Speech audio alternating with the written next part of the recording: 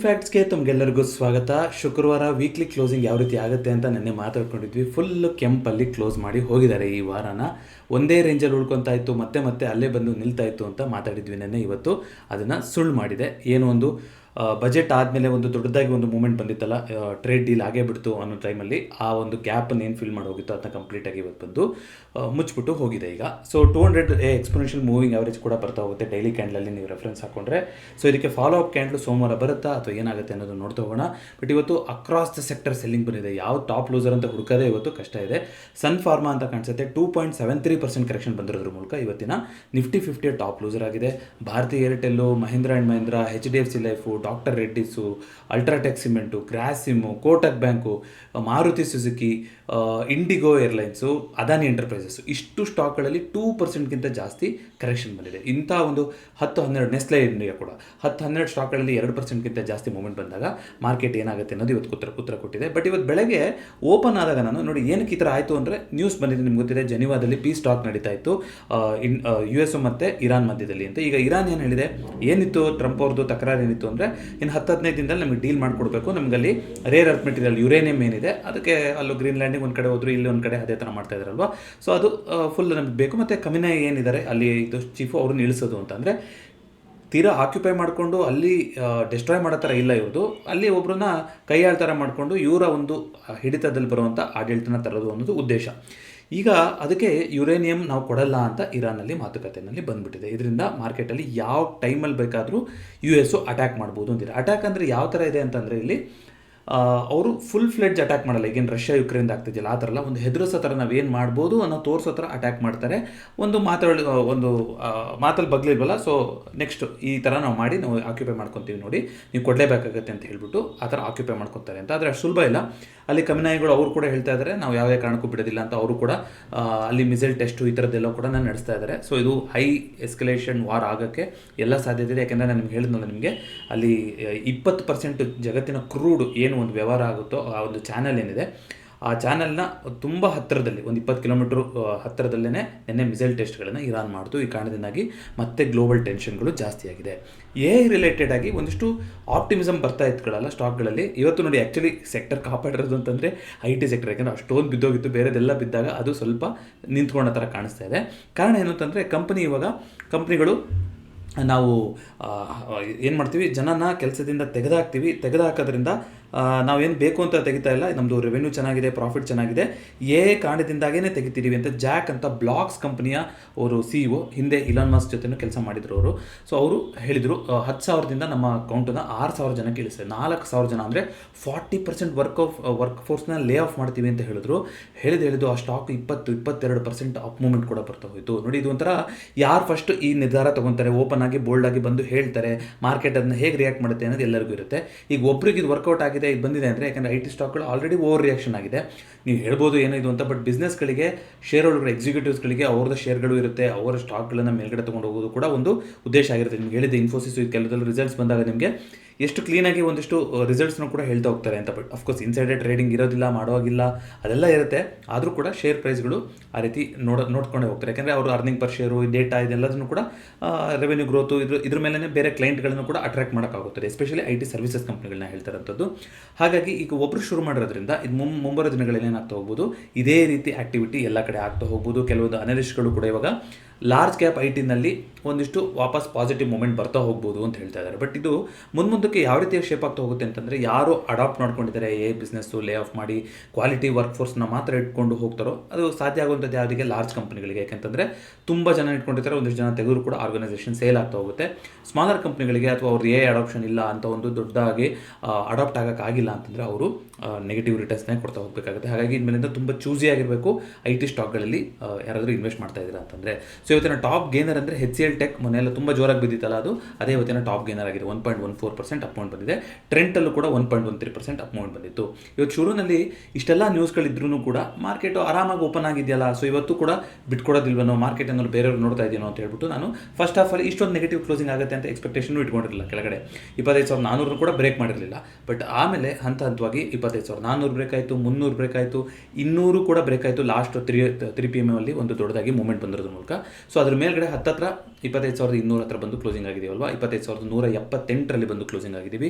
One of the weakest closing ಈ ವರ್ಷದಲ್ಲಿ weekly ಕ್ಯಾಂಡಲಲ್ಲಿ ಥರ್ಡ್ ಹೈಯೆಸ್ಟ್ ವೀಕ್ಲಿ ಕ್ಲೋಸಿಂಗ್ ಅಂತ ಆಗಿರೋದು ಅಂತಂದರೆ ಇವತ್ತೇ. ಸೊ ಹಾಗಾಗಿ ಮಾರ್ಕೆಟ್ ಖಂಡಿತವಾಗ್ಲೂ ಒಂದು ವೀಕಲ್ಲಿ ಕ್ಲೋಸಿಂಗ್ ಆಗಿದೆ. ಆದರೆ ವೀಕೆಂಡ್ ಇದೆ, ವೀಕೆಂಡಲ್ಲಿ ಏನು ಬೇಕಾದ್ರೂ ಚೇಂಜಸ್ ಆಗ್ಬೋದು, ನೋಡೋಣಂತೆ. ಸೊ ಆಲ್ರೆಡಿ ಗೋಲ್ಡ್ ಸಿಲ್ವರ್ ಎಲ್ಲದೂ ಕೂಡ ಮೇಲ್ಗಡೆ ಹೋಗೋಕ್ಕೆ ಶುರುವಾಗಿದೆ. ಸಿಲ್ವರ್ ಇವತ್ತು 4% ಅಪ್ ಆಗಿದೆ.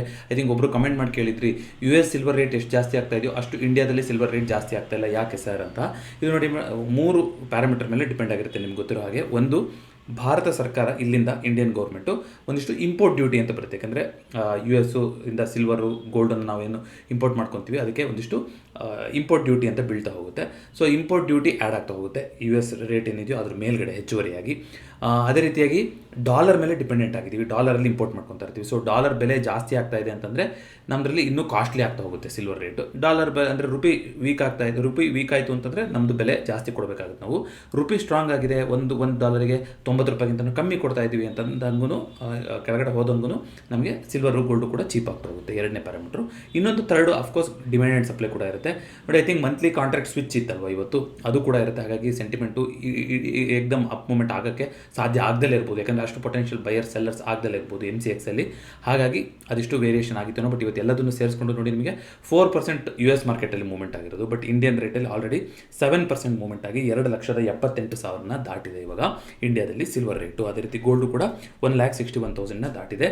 ನ್ಯಾಚುರಲ್ ಗ್ಯಾಸು ಕೂಡ ಅಪ್ ಮೂವ್ಮೆಂಟ್ ಬಂದಿದೆ ನೋಡಿ. ಇವತ್ತು ವೀಕೆಂಡು ಮಂತ್ ಎಂಡು ಕೂಡ ಮಾರ್ಕೆಟಿಗೆ. ಹಾಗಾಗಿ ಯಾರು ಕೂಡ ಇವತ್ತು ಮಾತಾಡಿದ್ವಿ ಕೂಡ, ಯಾರು ಕೂಡ ಲಾಂಗ್ ಪೊಸಿಷನ್ನ ಉಳಿಸ್ಕೊಂಡು ಹೋಗಿ ಇಷ್ಟಪಡೋದಿಲ್ಲ ವೀಕೆಂಡಲ್ಲಿ, ಯಾವಾಗ ಇಷ್ಟೊಂದು ಅನಿಶ್ಚಿತತೆ ಇದೆ. ಟ್ರೇಡ್ ಡೀಲ್ ಬಗ್ಗೆ ತುಂಬ ಹೈಪ್ಗಳು ಬರ್ತಾನೆ ಇದೆ, ಆದರೆ ಏನು ಕೂಡ ಔಟ್ಕಮ್ ಅನ್ನೋದು ಇನ್ನೂ ಕೂಡ ಮಾಡೋಕ್ಕೆ ಸಾಧ್ಯ ಆಗಿಲ್ಲ.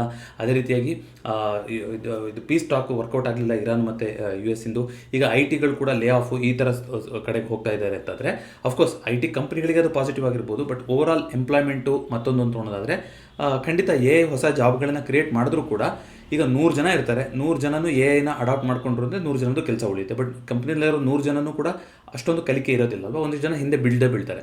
ಸೊ 100ರಲ್ಲಿ ಒಂದು 50 ಜನ ಹೋದ್ರು ಇನ್ನು 50 ಜನ AI ಜೊತೆ ಕೆಲಸ ಮಾಡ್ತಾ ಹೋಗ್ತಾರೆ ಅಂತ. ಹಾಗಾಗಿ ಹೊಸ ರೋಲ್ಗಳು ಬರುತ್ತೆ ಅಥವಾ ಅಡಾಪ್ಟ್ ಆಗಬೇಕು ಅಂದ್ರೂ ಇಷ್ಟೇ ಪ್ರಮಾಣದಲ್ಲಿ ಹೊಸ ರೋಲ್ಗಳು ಬರುತ್ತಾ, ಅದು ಖಂಡಿತ ಸಾಧ್ಯ ಇಲ್ಲ. ಯಾಕಂದರೆ ನೀವು ಅದು ಟ್ವೀಟನ್ನು ನೀವು ಓದೋದಾದರೆ ಜಾಕ್ ಅವ್ರದ್ದು 60% ಜನ ಏನು ಉಳ್ಕೊತಾರೆ, 40% ಜನ ಹೋದ್ಮೇಲೆ ಅವರು ಹೇಗೆ 60% ಜನದಲ್ಲಿ ಕೆಲಸ ಮಾಡೋಕ್ಕೆ ಸಾಧ್ಯ ಆಗುತ್ತೆ ಅಂದರೆ ಅವರು ಏಜೆಂಟಿಗೆ AI ಜೊತೆ ಅಥವಾ AI ಜೊತೆ ಕೆಲಸ ಮಾಡ್ತಾ ಹೋಗ್ತಾರೆ. ಈ ಕಾರಣದಿಂದಾಗಿ ಅವು ಏಜೆಂಟ್ಸ್ ಥರ ಅವರು ಒಬ್ಬರು ಸಹೋದ್ಯೋಗಿ ಥರ ಕೆಲಸ ಮಾಡ್ತಾ ಹೋಗ್ತವೆ. ಹಾಗಾಗಿ ನಮಗೇನು ಇಂಪ್ಯಾಕ್ಟ್ ಬೀಳೋದಿಲ್ಲ ಅಂತ ಸ್ಪಷ್ಟವಾಗಿ ಹೇಳಿಬಿಟ್ಟಿದ್ದಾರೆ ಅವರು.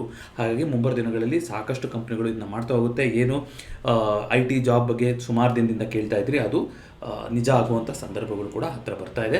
ಆತಂಕ ಪಡೋದಬೇಕಾಗಿಲ್ಲ. ಆದರೆ ಯಾವುದೇ ಕೆಲಸದಲ್ಲಿದ್ರೂ ಕೂಡ ನಾವು ಎಷ್ಟು ಸ್ಕೇಲಬಲ್ ಆಗಿ ಅಡಾಪ್ಟ್ ಆಗ್ತೀವಿ ಅನ್ನೋದ್ರ ಮೇಲೆ ಮುಂದಿನ ದಿನಗಳಲ್ಲಿ ಕೆಲಸಗಳು ಉಳಿತಾ ಹೋಗುತ್ತಾ ಅನ್ನೋದು ಗೊತ್ತಾಗ್ತಾ ಹೋಗುತ್ತೆ. ಅಫ್ಕೋರ್ಸ್ ಹೊಸದಾಗಿ ಈಗಷ್ಟೇ ವಿದ್ಯಾಭ್ಯಾಸ ಮುಗಿಸಿ ಕೆಲಸ ಹುಡುಕ್ತಿದ್ದವರಿಗೆ ಖಂಡಿತ ಕಷ್ಟ ಆಗ್ತಾ ಹೋಗ್ಬೋದು. ಯಾಕಂದರೆ ಯಾರು ಕೂಡ ಈಗ ಜೂನಿಯರ್ ಲೆವೆಲ್ನ ಹೈರ್ ಮಾಡುವಂಥದ್ದು ಕಡಿಮೆ ಆಗೋಗಿದೆ. ಸೊ ಇದೆಲ್ಲ ಒಂದು ಚೇಂಜು ಎಲ್ಲಿಗೆ ಹೋಗಿ ಮುಟ್ಟುತ್ತೆ ಅನ್ನೋದನ್ನು ನಾವು ನೋಡ್ತಾ ಹೋಗೋಣಂತೆ. ಅದೇ ರೀತಿಯಾಗಿ ನಿಫ್ಟಿ ನೆಕ್ಸ್ಟ್ 15ನಲ್ಲಿ ಮಾತಾಡ್ತಾ ಬಂದ್ಬೋಣ. ನಿಫ್ಟಿ ನೆಕ್ಸ್ಟ್ 15ನಲ್ಲಿ ವೇದಾಂತದಲ್ಲಿ 2.58%, ಹಿಂದೂಸ್ತಾನ್ ಜಿಂಕು ಸಿಲ್ವರ್ ಪಾಸಿಟಿವ್ ಆಗಿದ್ದರೂ ಕೂಡ ಇವತ್ತು ಪಾಸಿಟಿವ್ ಕ್ಲೋಸಿಂಗ್ ಮಾಡೋಕ್ಕಾಗಿಲ್ಲ. ಸೀಮೆನ್ಸಲ್ಲಿ 2.45% ಅಪ್ ಬಂದಿದೆ, ಅದು ಇವತ್ತಿನ ಟಾಪ್ ಗೇನರ್ ಆಗಿದೆ.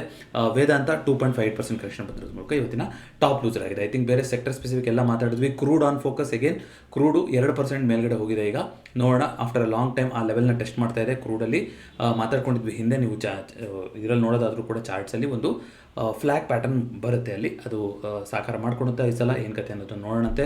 ಬಿಟ್ಕಾಯಿನ್ ಈಗಲೂ ಕೂಡ 70,000ಕ್ಕಿಂತ ಕೆಳಗಡೆ ಟ್ರೇಡ್ ಆಗ್ತಾ ಇದೆ. ಇಷ್ಟು ಬಿಟ್ಟರೆ ಒಂದಿಷ್ಟು ವೈ ಡೇಟಾ ನೋಡ್ಕೊಂಡು ಬಂದ್ಬೋಣ. ಸೊ ವೈ ಡೇಟಾ ಇನ್ನೂ ಸೆನ್ಸೆಕ್ಸಲ್ಲಿ ಅಪ್ಡೇಟ್ ಆಗಿರೋದಿಲ್ಲ. ಓವರಾಲ್ ಇವತ್ತು ನೋಡ್ತಾ ಬರೋದಾದರೆ ಕಂಪ್ಲೀಟ್ ಡಾಮಿನೇಷನ್. ಸೊ 179 ಸ್ಟಾಕ್ಗಳು F&O ಸ್ಟಾಕ್ಗಳು ಡಿಕ್ಲೈನ್ ಆಗಿತ್ತು. F&O ಸ್ಟಾಕ್ ಅಂದಾಗ ನೆನಪಾಯಿತು, ಒಂದು ಹೊಸ ಪ್ರಪೋಸಲ್ನ ಇಟ್ಟಿದ್ದಾರೆ NSE ಕಡೆಯಿಂದ F&O ಎಂಟ್ರಿಗೆ. ಹೇಗೆ F&O ಸ್ಟಾಕ್ಗಳು ಎಂಟ್ರಿ ಆಗುತ್ತೆ, ಎಕ್ಸಿಟ್ ಆಗುತ್ತೆ ಅನ್ನೋದನ್ನ ನಾನು ಡೆಡಿಕೇಟೆಡ್ ವಿಡಿಯೋ ಮಾಡಿದ್ದೆ. NSE CEO ಆಶೀಶ್ ಕುಮಾರ್ ಚೌಹಾನ್ ಅವರು ಒಂದು ಮಿನಿಮಮ್ ಕ್ವಾಲಿಫೈಯಿಂಗ್ ಕ್ರೈಟೀರಿಯಾಗೆ ಪ್ರಪೋಸಲ್ನ ಕೊಟ್ಟಿದ್ದಾರೆ. ನೋಡಿ, ಯಾವುದೇ ಒಂದು ಪ್ರಪೋಸಲ್ ಬಂದಾಗ ಅದನ್ನ ಬ್ರಾಡ್ ಫೋರಮಲ್ಲಿ ಪಬ್ಲಿಕ್ ಒಪಿನಿಯನ್ನು ಕೂಡ ತೊಗೊತಾರೆ, ಎಲ್ಲ ಸೆಬಿನೂ ರಿವ್ಯೂ ಮಾಡುತ್ತೆ, ಅದಾದಮೇಲೆ ಅದು ಜಾರಿ ಆಗುವಂಥದ್ದು. ಅದ್ರ ಬಗ್ಗೆ ಡೆಡಿಕೇಟೆಡ್ ವಿಡಿಯೋ ಮಾಡೋಕ್ಕೆ ಪ್ರಯತ್ನ ಪಡ್ತೀನಿ. ಅದೇ ರೀತಿಯಾಗಿ ರೈಸಿಂಗ್ ಭಾರತ್ ಸಮಿಟ್ ಏನು ನಡೀತಾ ಇದೆ, ಅದರಲ್ಲಿ ಅಶ್ವಿನಿ ಅವರು ಹೇಳ್ತಾನೆ ಬಂದಿದ್ದಾರೆ ಅವತ್ತಿಂದ. ಅಶ್ವಿನಿ ವೈಷ್ಣವ್ ಅವರು ಏನಂತ, AI ಮಿಷನ್ ಇದೆ, 2 ಲಕ್ಷ GPUಗಳನ್ನು ಮ್ಯಾನುಫ್ಯಾಕ್ಚರ್ ಮಾಡ್ತೀವಿ ಈ ರೀತಿ ಅಂತ ಹೇಳಿದ್ದಾರೆ. ನೋಡೋಣ ಅದು ಆಗ್ತಾ ಹೋಗುತ್ತಾ ಏನು ಕತೆ ಅಂತ. ಅದೇ ರೀತಿಯಾಗಿ ಒಂದಿಷ್ಟು ಸ್ಪೆಸಿಫಿಕ್ ನ್ಯೂಸ್ ಅಂತ ನಾವು ನೋಡ್ತಾ ಬರೋದಾದರೆ ನನಗೆ ಕಾಣಿಸಿದಂಥದ್ದು ಐ ಟಿ ರಿಲೇಟೆಡ್ಸ್ ಬಗ್ಗೆ ಹೇಳ್ತಾ ಹೋದೆ. ತಮಿಳ್ನಾಡು ಪಾಲಿಟಿಕ್ಸು ನಿಮಗೆ ಗೊತ್ತಿದೆ, ಅಲ್ಲಿ ಇವಾಗ ಮತ್ತೆ ಒಂದು ಹೈಡ್ರಾಮಾ ನಡೀತಾ ಇದೆ. ಅದು ನೀವೆಲ್ಲ ನೋಡಿರ್ತಾರೆ ಏನು ಸುದ್ದಿ ಅಂತ. ಯಾಕೆ ಅದನ್ನು ತಗೊಂಡೆ ಅಂತಂದರೆ, ಈಗ ಪಕ್ಕದಲ್ಲಿ ನಮ್ಮ ಪಾಕಿಸ್ತಾನ ಮತ್ತು ಅಫ್ಘಾನಿಸ್ತಾನ ಮಧ್ಯೆ ಒಂದು ದೊಡ್ಡ ಸಂಘರ್ಷ ಆಗೋ ಥರದ್ದು ಕಾಣಿಸ್ತಾ ಇದೆ. ಮೊನ್ನೆ ಇದೆಲ್ಲ ಶುರುವಾದಾಗ ಆಪರೇಷನ್ ಸಿಂಧೂರ್ 2 ಆಗಿಬಿಡುತ್ತೆ ಹಾಗೆ ಹೀಗೆ ಅಂತೆಲ್ಲ ಬರ್ತಾ ಇತ್ತು. ಆ ಥರದ್ದೆಲ್ಲ ಆಗಲಿಕ್ಕೆ ಸಾಧ್ಯತೆ ಇರೋದು ಕಡಿಮೆ ಇದೆ. ಯಾಕೆಂತಂದರೆ ಅವರೇನೋ ಮಾಡ್ಕೊತಾ ಇದ್ದಾರೆ. ಭಾರತ ಇನ್ವಾಲ್ವ್ ಆದ್ರೂ ಕೂಡ ಇಂಡೈರೆಕ್ಟಾಗಿ ಇನ್ವಾಲ್ವ್ ಆಗಿರ್ಬೋದು ಹೊರತು ಡೈರೆಕ್ಟಾಗಿ ಈ ಸಲ ಇನ್ವಾಲ್ವ್ ಆಗುವಂಥ ಸಾಧ್ಯತೆ ಕಡಿಮೆ ಇದೆ. ಸೊ ಹಾಗಾಗಿ ಇವರು ಕೂಡ, ಪಾಕಿಸ್ತಾನವರು ಕೂಡ ಇವಾಗ ಓಪನ್ ಆಗಿ ನಾವು ರಿಯಾಕ್ಟ್ ಮಾಡ್ತೀವಿ ಅಂತ ಹೇಳಿ ರಿಯಾಕ್ಟ್ ಮಾಡೋಕ್ಕೆ ಶುರು ಮಾಡಿದ್ದಾರೆ ಇವತ್ತು ಮಧ್ಯಾಹ್ನದಿಂದ ಅಂತ ಬಂದಿತ್ತು. ಅಲ್ಲೂ ಕೂಡ ಸಂಕಷ್ಟ ಎದುರಾಗಿದೆ ನೋಡಿ. ಈಗೆಲ್ಲ ಒಂದೊಂದು ದೇಶದ್ದು ಇದೇ ರೀತಿ ಬರ್ತಾ ಇದೆ. 2027ರ ಟೈಮಲ್ಲಿ US ಒಂದು ಇಂಟೆಲಿಜೆನ್ಸ್ ರಿಪೋರ್ಟ್ ಬಂದಿದ್ದಂಥದ್ದು ಏನು ಹೇಳ್ತಾ ಇದೆ ಅಂತಂದರೆ, 2027ರಷ್ಟೊತ್ತಿಗೆ ಚೈನಾ ತೈವಾನ್ ಮೇಲೆ ಅಟ್ಯಾಕ್ ಮಾಡ್ಬೋದು ಅಂತ ಹೇಳ್ತಾ ಇದ್ದಾರೆ. ನೋಡೋಣ ಅದೆಲ್ಲ ಏನಾಗ್ತಾ ಹೋಗುತ್ತೆ ಅಂತ. ಸೊ ತುಂಬ ಕತೆ ಆಗೋಯ್ತು. ಸೊ ಬೇರೆ ಸ್ಪೆಸಿಫಿಕ್ ಆಗಿ ನ್ಯೂಸ್ ಅಂತ ನೋಡ್ತಾ ಬರೋದಾದರೆ ಇವತ್ತು FID ನೋಡಬೇಕು. ಅದಕ್ಕಿಂತ ಮುಂಚೆ ನಿನ್ನೆ ಗ್ರೂಪಲ್ಲಿ ಇದು ವಿಡಿಯೋಗೆ ಕಮೆಂಟ್ ಮಾಡಿದ್ರಿ, ಹೋಲಿ ರಜಾ ಇದೆ ಮಂಗಳವಾರ ದಿವಸ 3ನೇ ತಾರೀಕು. ಹಾಗಾಗಿ 2ನೇ ತಾರೀಕೆ ಈ ಸಲದ್ದು ಏನಾಗ್ತಾ ಇದೆ, ನಿಫ್ಟಿ ಎಕ್ಸ್ಪೈರಿ ಆಗ್ತಾಯಿದೆ. ಯೂಶಲಿ 3ನೇ ತಾರೀಕು ಮಂಗಳವಾರ ಆಗ್ತಾಯಿತ್ತು, ಬಟ್ ಹೋಲಿ ಅಂತ ಹೇಳಿ ಅವತ್ತು ರಜಾ ಇದೆ. ಹಾಗಾಗಿ 2ನೇ ತಾರೀಕೇ ಎಕ್ಸ್ಪೈರಿ. ಸೊ ಅದೊಂದು ಕಾರಣ ಇವತ್ತು ತುಂಬ ವೇಗವಾಗಿ ಪ್ರೀಮಿಯಮ್ಗಳು ಕೂಡ ಡಿಕೆ ಆಗಿರುತ್ತೆ. ಯಾಕೆಂತಂದರೆ ಇವತ್ತೇ T-1 ಡೇ ಆಗೋಗಿದೆ, ಸೋಮವಾರನೇ ಎಕ್ಸ್ಪೈರಿ ಇದೆ. ಸೊ 2ನೇ ತಾರೀಕು. ಹಾಗಾಗಿ ನಿಫ್ಟಿನಲ್ಲಿ ವಾಲಟೈಲ್ ಮೂಮೆಂಟ್ಗಳು ಬರುವಂಥ ಸಾಧ್ಯತೆ ಇದೆ. ವೀಕೆಂಡಲ್ಲಿ ಏನೇನಾಗಿರುತ್ತೋ ಅದನ್ನು ನೋಡಿಕೊಂಡು ಸದ್ಯಕ್ಕೆ ಕ್ಲೋಸಿಂಗ್ ಮಾಡಿರೋದು ನೋಡ್ತಾ ಬರೋದಾದರೆ, ಇದು ಮ್ಯಾಕ್ಸ್ ಪೈನ್ ಅನ್ನೋದು ಕೂಡ ಒಂದು ಸೆಕ್ಷನ್ ಆ್ಯಡ್ ಮಾಡಿದ್ದಾರೆ ನೋಡಿ. 25,300 ಮ್ಯಾಕ್ಸ್ ಪೈನ್ ಕಾಣಿಸ್ತಾ ಇದೆ. ಸೊ 25,000 ಒಂದು ಪ್ರಯತ್ನ ಪಟ್ಟಿದ್ದಾರೆ ಬಿಟ್ಟರೆ ಇನ್ನೆಲ್ಲ ಕಡೆ ಕೂಡ ಡಾಮಿನೇಷನ್ನೇ ಕಾಣಿಸ್ತಾ ಇದೆ. PCR 0.53ಗೆ ಬಂದಿದೆ. ಸೊ PCR ಅನ್ನೋದು ಪುಟ್ ಟು ಕಾಲ್ ರೇಷಿಯೋ ಆಗಿರುತ್ತೆ. ಅಂದರೆ ಇಲ್ಲಿ ಜಾಸ್ತಿ ಕಾಲ್ ಡಾಮಿನೇಷನ್ ಆಗಿದೆ ಅನ್ನೋದು ತೋರಿಸ್ತಾ ಇರುತ್ತೆ. ಇದ್ರ ಬಗ್ಗೆ ಆಪ್ಷನ್ ಚೈನ್ ಅನಾಲಿಸಿಸ್ ಯಾವಾಗಲೂ ಮಾತಾಡಬೇಕಾದ್ರೆ ಡೀಟೇಲ್ ಆಗಿ ಇದ್ರ ಬಗ್ಗೆ ಮಾತಾಡಿದ್ದೀವಿ. ಬಟ್ ಇದು ಡೈನಾಮಿಕ್ ಡೇಟಾ ಆಗಿರುತ್ತೆ. ವೀಕೆಂಡಲ್ಲಿ ಏನು ಬೇಕಾದ್ರೂ ಚೇಂಜ್ ಆಗ್ಬೋದು. ಅದಕ್ಕೆ ತಕ್ಕಂಗೆ ಇದರಲ್ಲೂ ಕೂಡ ಮೂವ್ಮೆಂಟ್ ಬರ್ತಾ ಹೋಗ್ಬೋದು. ಬಟ್ ಸ್ಟ್ರಕ್ಚರಲಿ ಮಾರ್ಕೆಟ್ ಇವತ್ತು ಸ್ವಲ್ಪ ವೀಕಲ್ಲಿ ಕ್ಲೋಸಿಂಗ್ ಆಗಿದೆ. ಆದರೆ OI ಅನ್ನೋದು ಡೈನಾಮಿಕ್ ಡೇಟಾ. ನೀವು ಯಾವುದೇ ಇನ್ವೆಸ್ಟ್ಮೆಂಟ್ ಅಥವಾ ಟ್ರೇಡಿಂಗ್ ಡಿಸಿಷನ್ ಮಾಡಬೇಕು ಅಂತಂದರೆ OIನ ಲೈವ್ ಮಾರ್ಕೆಟಲ್ಲಿ ಅನಲೈಸ್ ಮಾಡಿ ನೀವು ಮುಂದುವರಿಯುವಂಥದ್ದು ಸೂಕ್ತವಾದಂಥದ್ದು. ಅದೇ ರೀತಿಯಾಗಿ FIDI ಡೇಟಾ ಅಂತ ನೋಡ್ತಾ ಬರೋದಾದ್ರೆ 27ನೇ ತಾರೀಕು 7,500 ಕೋಟಿ FIಗಳು ಸೆಲ್ ಮಾಡಿದ್ದಾರೆ. ಈಗ ಸ್ಪಷ್ಟ ಆಗ್ತಾ ಇದೆ 3 PM ಮಧ್ಯಾಹ್ನ ಯಾಕೆ ಅಷ್ಟೊಂದು ಶಾರ್ಪ್ ಫಾಲ್ ಬಂತು ಅಂತ. DIಗಳು ಇವತ್ತು 12,000 ಕೋಟಿ ಪಂಪ್ ಮಾಡಿದ್ದಾರೆ, ಸಿಕ್ಕಿದ್ದೆ ಚಾನ್ಸ್ ಅಂತ.